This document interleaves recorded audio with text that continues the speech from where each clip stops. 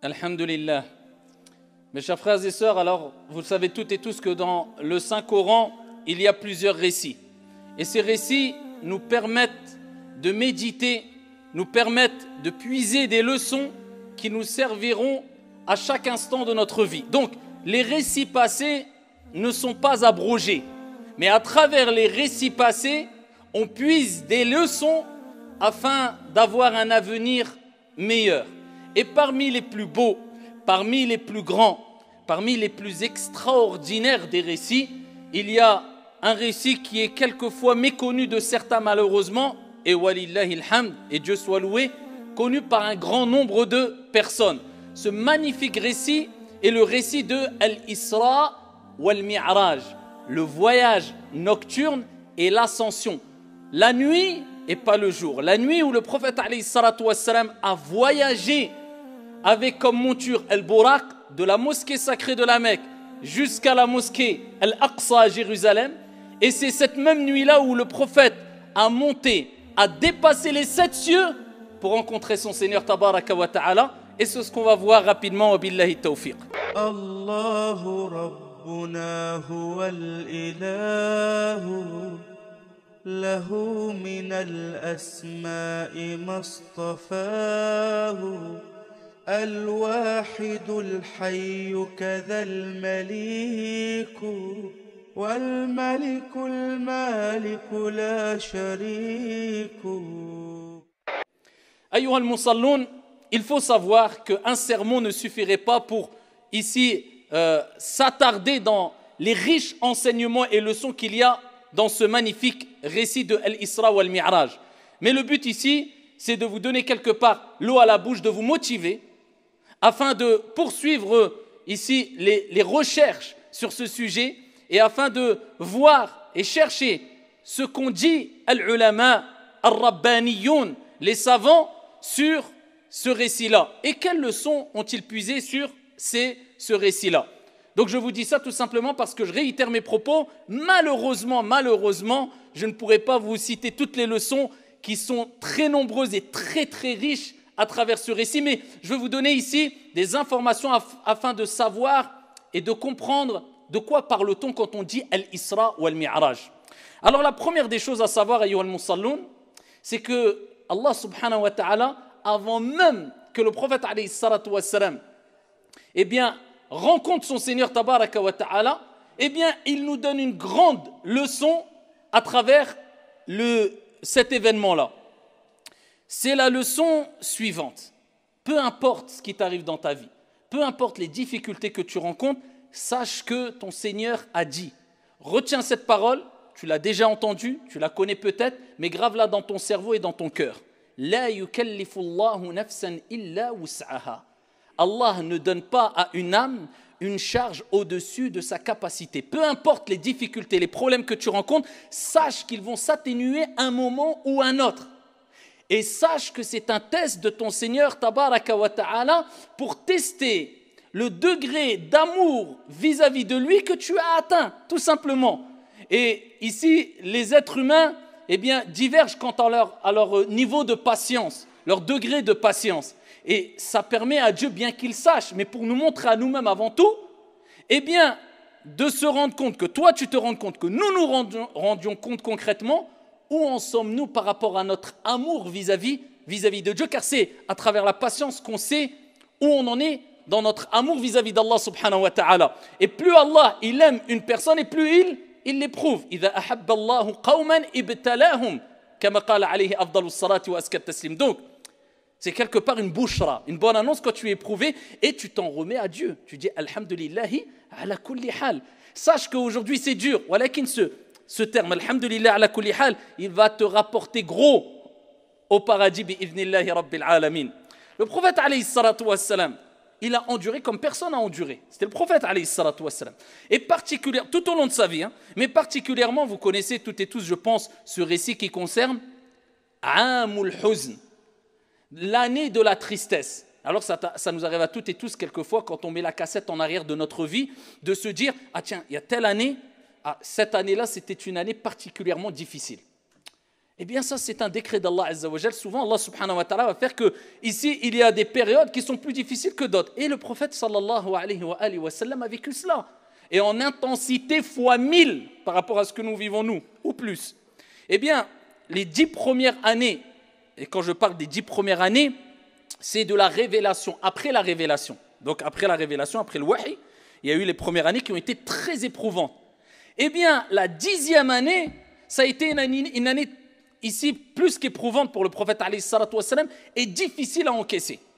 C'est cette année-là où non seulement c'était le summum de la persécution, etc., c'est cette année-là où sa femme, qui a été la première personne, c'est pas la première femme ou la première personne qui a cru au prophète Mohammed alayhi afdalus salati wa askat taslim. Quand le prophète a eu la révélation Iqra, et il est redescendu de la montagne et il est parti se diriger vers ce cocon familial, vers son épouse Khadija radiyallahu anha wa ardaha, et qui lui a raconté ce qu'il s'est passé. Elle a dit wallahi la yukhzika Allahu abada. Ton Seigneur ne t'abandonnera jamais. Et elle a rapporté les qualités qu'avait le prophète alayhi salatu wassalam, et elle a cru en lui, alors que même lui il se disait mais qu'est-ce qui m'arrive, suis-je fou, il était en panique. Khadija, qui a été un grand soutien dans cette année-là, elle est décédée. Qui est décédé aussi? Son oncle. Avant Khadija, son oncle est décédé, Abu Talib.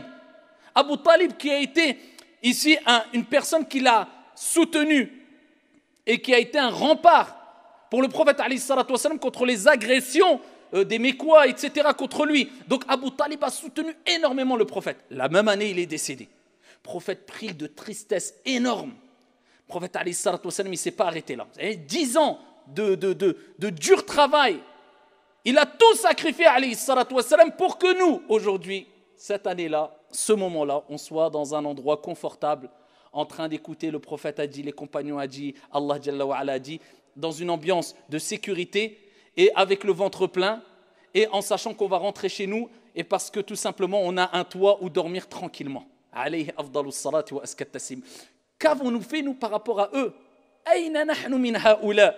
Le prophète, alayhi salatu wassalam, il ne s'est pas arrêté là, vous imaginez? Nous, dès qu'il nous arrive quelque chose, on dit écoute, mon frère, là, je suis tombé malade pendant 3 jours, ne me parle pas pendant 3 mois. Même quand on prend du plaisir, on part en vacances, il faut se reposer 1 mois à l'avance. Je pars en vacances là, donc là, je coupe tout. Là, je pars en vacances. On revient de vacances, mon frère, je reviens de vacances. Aïe, t'es parti en vacances, pourquoi? On revient de vacances, il faut que je me repose, je reprends. Subhanallah, le prophète alayhi salatu wassalam, depuis qu'il a eu la révélation Iqra, il n'a plus jamais goûté au repos jusqu'à sa mort. Alayhi salatu wassalam. Eh bien, le prophète alayhi salatu wassalam s'est levé à continuer son travail, de prêcher la bonne parole, d'appeler les gens au bien, d'essayer de réunir, de réconcilier entre les gens. Et il s'est dirigé vers Taïf, comme vous le savez. Et à Taïf, comment ils l'ont accueilli? Ils l'ont accueilli de la manière la plus dure qu'il soit. Au début, il est resté quelques jours auprès d'eux. Certaines personnes n'ont pas voulu répondre à son appel. Ici, d'après certaines versions, il leur a dit de ne pas ici signaler le but pourquoi il était là. Si vous refusez, taisez-vous. Ils l'ont signalé. Ensuite, ils ont réuni les gens du village, les enfants, etc. pour le pourchasser, le chasser de Taïf en lui jetant des pierres jusqu'à ce que ses chevilles et ses pieds soient remplis de sang. Alayhi salatu wassalam. Imaginez-vous, toi tu entends aujourd'hui quelqu'un est mort dans ta famille. Imagine-toi non, c'est tes soutiens les plus forts. Après avoir vécu des années et des années d'épreuves, ton épouse décède, ton oncle décède, tu continues ton travail, on te chasse, on te jette des pierres. Quel degré tu vas atteindre ici là, pour pouvoir patienter? Quel degré tu dois avoir pour pouvoir patienter? Seul un prophète comme le prophète Mohammed alayhi salatu wassalam peut patienter à tout cela. Mais c'est un exemple pour nous. Laqad kana lakum fi rasulillah uswatun hasana. Vous avez certes dans le messager d'Allah un excellent exemple. Il a patienté, enduré, je répète, pour satisfaire Allah et ensuite pour nous, pour toi. Donc on doit quelque chose au prophète alayhi salatu wassalam. Suivre son comportement exemplaire, ses nobles moralités alayhi afdalus salatu wa askat taslim. Donc le prophète alayhi salatu wassalam, vous savez que da'watul mazlum mustajab. Quand quelqu'un il est opprimé, alors regardez le niveau d'oppression. Plus tu es opprimé, plus il y a des chances que ton invocation elle soit acceptée. Le prophète alayhi salatu wassalam, il était opprimé. Allah Jalla wa Ala voit cette situation. La situation que vit son bien-aimé. Il envoie Jibril alayhi salam, l'ange Gabriel lui-même. Et à Mohammed, voici l'ange des montagnes. Il suffit, parce qu'il a entendu ce que tu as vécu, il a vu ce que tu as vécu, il suffit que tu demandes quoi que ce soit, eh bien il exauce. L'ange des montagnes dit, si tu veux, ô Mohammed, que j'écrase ce peuple entre deux montagnes, je le fais. Kun fayakun, Allah Azza wa Jalla veut quoi que ce soit, il dit soit ici. On aurait dit, écrase les montagnes et montre-moi avec mes yeux pour que je vois les détails. Avant qu'on aime bien se venger. Le prophète alayhi salatu wa salam, hadith rapporté par Al-Bukhari ou Muslim fi Sahihain, il dit alayhi salatu wa salam, je souhaite plutôt qu'Allah subhanahu wa ta'ala sorte des reins de ce peuple une progéniture qui adore Allah subhanahu wa ta'ala l'unique.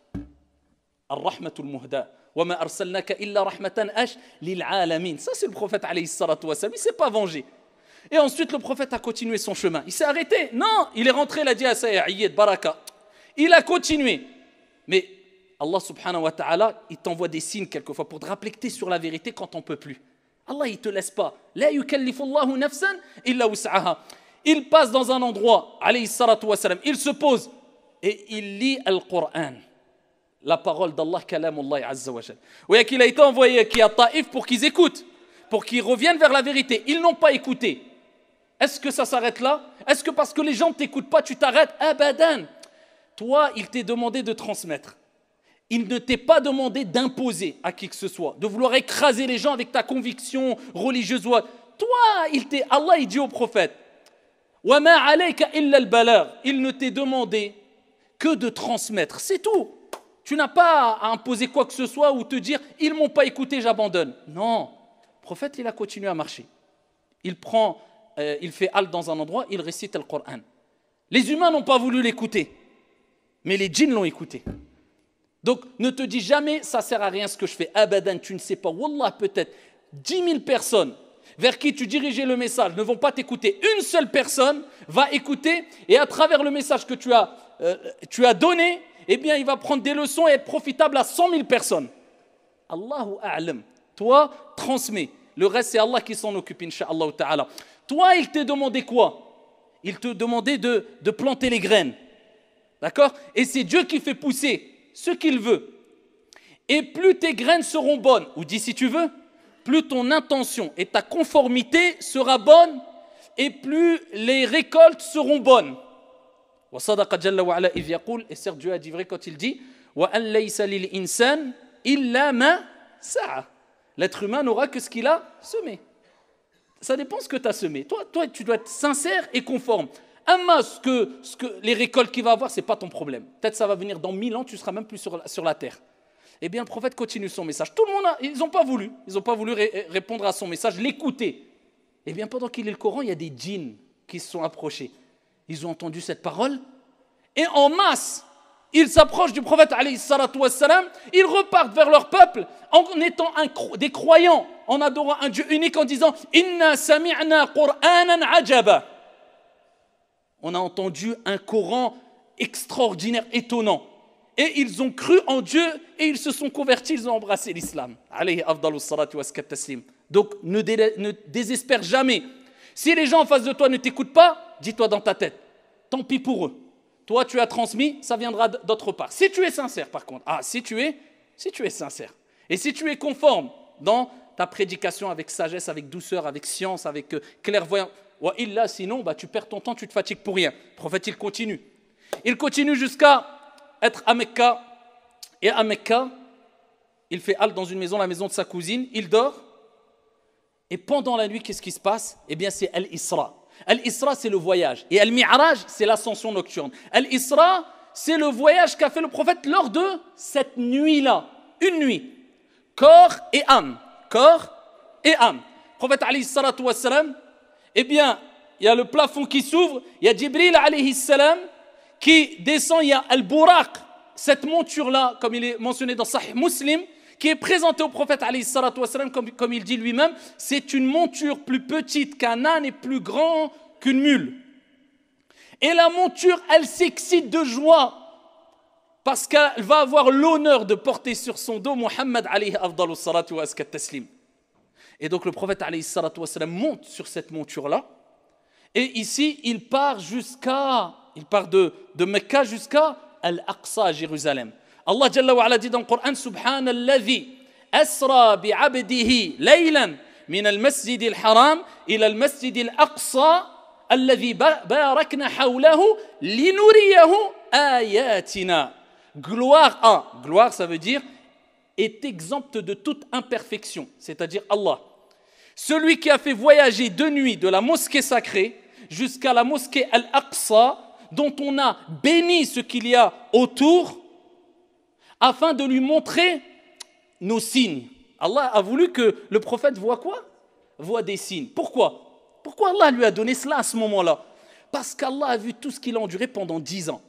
Et voilà, cerise sur le gâteau, Taïf, il lui jette des pierres. Là, il est arrivé au summum de l'épreuve. Eh bien, Allah, Jalla wa ala, je vous ai dit, Allah envoie toujours des signes quand tu n'en peux plus pour te rassurer, dire, écoute, t'es sur la vérité, continue. Et ça, c'est min hikmatillah. Et quelquefois, des gens, ils ont al-karamat. C'est quoi le karamat? C'est des prodiges, c'est des choses extraordinaires qui arrivent à des gens pieux, à des saints, à des personnes vertueuses. Allah, il envoie des choses extraordinaires. Pas des miracles, mais c'est comme des miracles. Amma al-mu'jiza, le miracle, c'est khas lil anbiya wa rusul. C'est que pour les prophètes et les envoyés. Mais al-karamat, tu peux en avoir. Et donc, le prophète, lui, il a eu une mu'jiza, un miracle. Donc Allah, c'est comme s'il lui a dit, tu n'en peux plus, regarde, tu es sur la vérité, on va te faire voir ce que personne avant toi a vu. Pour que ton iman, il monte jusqu'au... Alayhi salatu wassalam. Il a été à un endroit où même l'ange Gabriel, il lui a dit à Rasoul, le prophète, allez Jibril, suis-moi, on continue. Jibril a dit là, stop. Là, même moi, je ne peux pas aller. Il n'y a qu'un être humain qui peut aller où tu vas. Une créature. Toi, Muhammad, alayhi salatu wassalam. Et le prophète, alayhi salatu wassalam, il arrive à Al-Aqsa. Il rentre. Là, il fait le voyage, pas l'ascension nocturne. Hein. Là, il fait le voyage. D'accord? De Masjidul Haram, il a Masjidul Aqsa. Il arrive là-bas et il pose ici la monture. Il l'accroche dans un endroit où accrocher leur monture. Les prophètes et les envoyés, c'est un endroit connu à Al-Aqsa, à Jérusalem. Et ensuite, il rentre dans la mosquée, il prie 2 rak'at. Il est rapporté qu'il y avait plein de prophètes qu'il a reconnus là-bas, comme Ibrahim, etc. Ensuite, il sort de la mosquée. Et là, Allah l'élève. Avec Jibril alayhi salam aussi. Et il va passer et dépasser les cieux. Il va jusqu'au premier ciel, accompagné de Jibril. Jibril demande l'autorisation de rentrer. Ils disent qui est-ce? Ils disent c'est Jibril. Qui est avec toi? Muhammad. A-t-il reçu la mission? Oui. Ouvrez la porte. Et donc ici, il monte le premier ciel. Et c'est qui lui souhaite la bienvenue dans le premier ciel? Isa alayhi salam. Adam alayhi salam, afwan. Adam alayhi salam, Adam.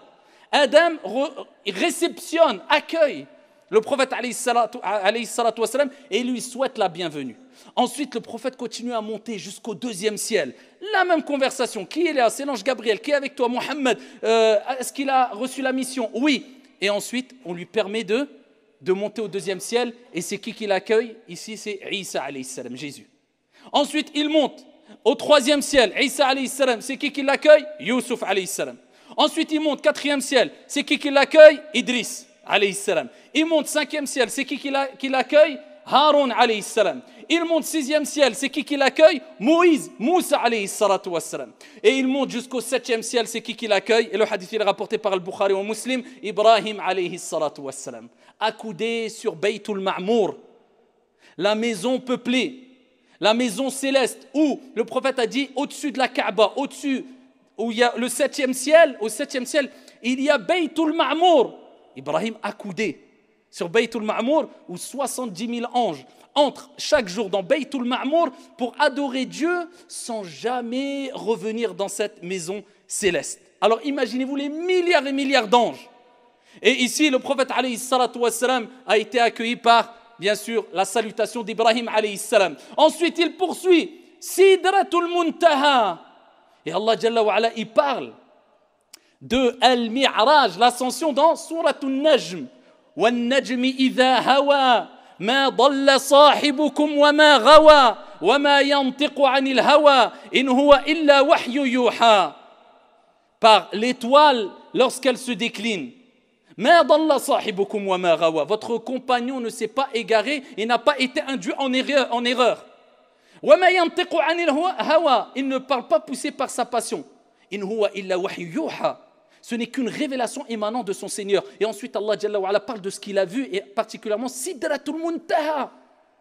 Le prophète, alayhi salatu wassalam, lors de ce voyage, lors de cette ascension nocturne, et ça nous rappelle que Allah a fait le filtre. Parce que quand le prophète a raconté tout ça, il y en a plein qui ont dit, c'est un fou ou c'est un mytho. Et seuls ceux qui avaient une ferme conviction dans ce que Dieu a dit, ce que le prophète alayhi salatu wassalam a dit, sont restés fermés auprès du prophète, car Dieu envoie quelquefois des épreuves afin de voir qui va rester ferme, qui va rester à côté de toi. Et c'est souvent au moment des problèmes où on voit vraiment les vrais compagnons, les vrais frères, les vrais amis. Eh bien, de même, lors de cette grande épreuve, ce grand test de Dieu, quand le prophète a raconté ça, certains ils ont dit non, pour nous ça ne rentre pas dans notre cerveau, c'est trop, non, on n'y croit pas. Et une grande partie, alhamdulillah, a dit nous y croyons fermement. Sadaqallah wa sadaqa Rasulullah sallallahu alayhi wa sallam. Le prophète, il est parti jusqu'à Sidratul Muntaha. C'est quoi Sidratul Muntaha? C'est la limite extrême. Au-dessus de Sidratul Muntaha, il y a quoi? Il y a ce qui dépasse l'entendement. Il y a ce que œil n'a jamais vu, ce que oreille n'a jamais entendu, ce que esprit humain n'a jamais ressenti. Il y a le Jannah. Il y a Arshur Rahman, le trône du miséricordieux. Il y a ton Seigneur Allah, il y a le paradis. Sidratul Muntaha, le prophète, il dit, c'est le lotus ou le jujubier céleste. Une sorte de lotus ou jujubier céleste. Il dit, ses feuilles sont plus larges et grandes que les oreilles d'éléphant. Et ses fruits sont aussi grands que des cruches. Il dit, il est tellement extraordinaire qu'on ne pourrait le détruire. On ne pourrait le décrire. Tellement que c'est exceptionnel, c'est magnifique. Dit, un humain ne peut pas le décrire. Sidratul Muntaha. Et il dit à Jibril alayhi salam, on continue, on poursuit. Jibril lui dit là, moi je ne peux plus là. Moi c'est la limite, c'est le jujubier. Sidratul Muntaha, limite extrême. Je ne peux pas aller au-dessus, moi, ça y est, khalas. Le prophète il continue, où personne n'a été. Il continue vers qui? Vers Allah subhanahu wa ta'ala. Et là, il rencontre Allah Jalla wa Ala. Les savants divergent. Est-ce qu'il a vu Allah Jalla wa Ala ou il a vu une lumière comme il est mentionné dans le hadith al-sahih et il n'a pas vu Allah. Ala kulli hal, il parle et échange avec Allah. Et selon une version, une variante rapportée, il est rapporté que Allah Jalla wa Ala, quand il a rencontré, quand le prophète Mohammed alayhi salatu wassalam a discuté, a rencontré Allah Jalla wa Ala, il a salué Allah. De quelle manière? Eh bien, c'est ce qu'on prononce dans le tashahhud, dans notre prière. Et ici, il dit, Muhammad alayhi salatu wassalam, At-tahiyyatu lillah, Az-zakiyatu lillah, At-tayyibatu was-salawatu lillah. Les salutations pures, les bonnes actions, tout le bien est pour toi, ô Allah. Allah Jalla wa Ala lui a répondu, Assalamu alayka ayyuhan nabi, wa rahmatullahi wa barakatuh. Il lui a dit, et c'est la deuxième partie du première partie du tashahhud, il dit, et que le salut soit sur toi, ô toi prophète, ainsi que la miséricorde d'Allah subhanahu wa ta'ala et la bénédiction. Et le prophète, il a pensé à toi, à moi, à la communauté, à ce moment-là, et aux prophètes et aux envoyés, il a répondu à cela, Assalamu alayna wa ala ibadillahi salihin. Et que le salut soit sur moi et sur les prophètes et les serviteurs vertueux. Al-Malaïka ont vu ça, qu'est-ce qu'ils ont dit? Ashhadu an la ilaha illallah wa ashhadu annaka Muhammadan Rasulullah. At-tashahhud, c'est as-salah. On doit vivre avec la prière. C'est la conversation d'Allah subhanahu wa ta'ala avec Muhammad alayhi afdalus salatu wa askat taslim. Ensuite, Allah Jalla wa Ala, comme vous connaissez le récit, Allah Jalla wa Ala directement, en direct, sans intermédiaire, Allah a voulu, eh bien, révéler, rapporter au prophète alayhi salatu wassalam un acte d'adoration qui est l'acte d'adoration pratique le plus important. Pas d'intermédiaire entre le prophète et Allah, Jibril. Non, directement. Dieu a attendu que le prophète il ait dépassé les 7 cieux pour lui dire, ici tu as 5 prières à faire, toi et ta communauté. 50 prières à faire, obligatoires. Regardez l'importance de la prière. Elle a été donnée, instaurée au prophète alayhi salatu wassalam directement par Allah au-dessus des 7 cieux. Cet acte que maintenant, quelquefois, on délaisse, illa man rahim Allah, musiba. Eh bien, le prophète alayhi salatu wassalam a reçu les 50 prières. 50 prières. Il redescend le prophète alayhi salatu wassalam et il rencontre Moussa alayhi salam. Vous connaissez le récit. Moussa, il dit, qu'est-ce qu'il t'a ordonné ton Seigneur? Eh bien, il a légiféré 50 prières. Il dit, ta communauté n'assumera pas 50 prières. Demande à Allah subhanahu wa ta'ala de réduire. Le prophète remonte voir Dieu et dit, ya Allah, il demande un allègement. Allah, il descend à 45 prières. Il redescend vers Moussa. Moussa lui réitère les mêmes propos. Ça va être trop, ils n'assumeront pas. et plusieurs fois, certains disent jusqu'à 10 fois, il a fait l'aller-retour, jusqu'à arriver à 5 prières. L'être humain est créé faible.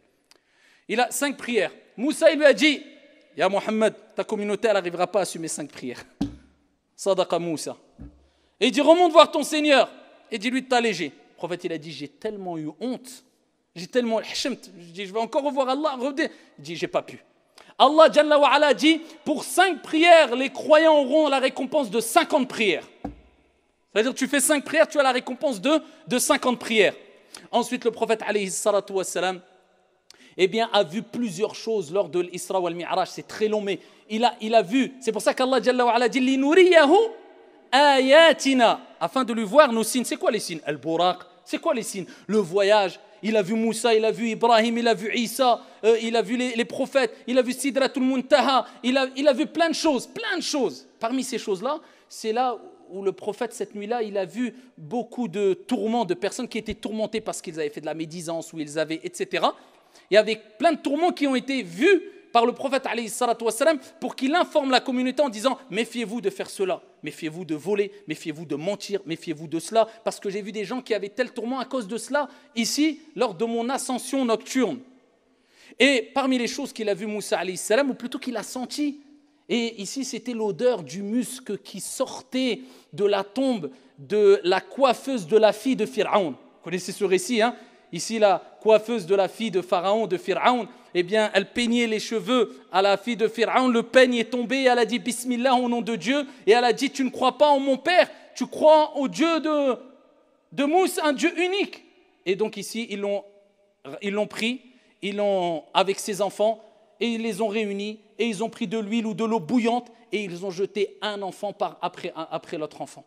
Ils ont jeté tous ses enfants devant ses yeux pour qu'il meure. Et son dernier enfant, c'était un bébé qui était encore nourrisson, qui allaitait, ils l'ont arraché et elle n'en pouvait plus et le bébé a parlé. Un miracle. Une mu'jiza, on va dire plutôt le karamah. C'est un prodige. Le bébé a rappelé à sa mère, patiente, on aura le paradis. Et ils l'ont jeté et ensuite ici, ils ont tué cette femme-là. Depuis, elle a été enterrée, ses os ont été réunis avec ses enfants dans un endroit. Le prophète a dit, alors qu'il était proche de son Seigneur, je sens l'odeur qui se dégage de la tombe de la coiffeuse de la fille de Pharaon. L'odeur de quoi? Du musc.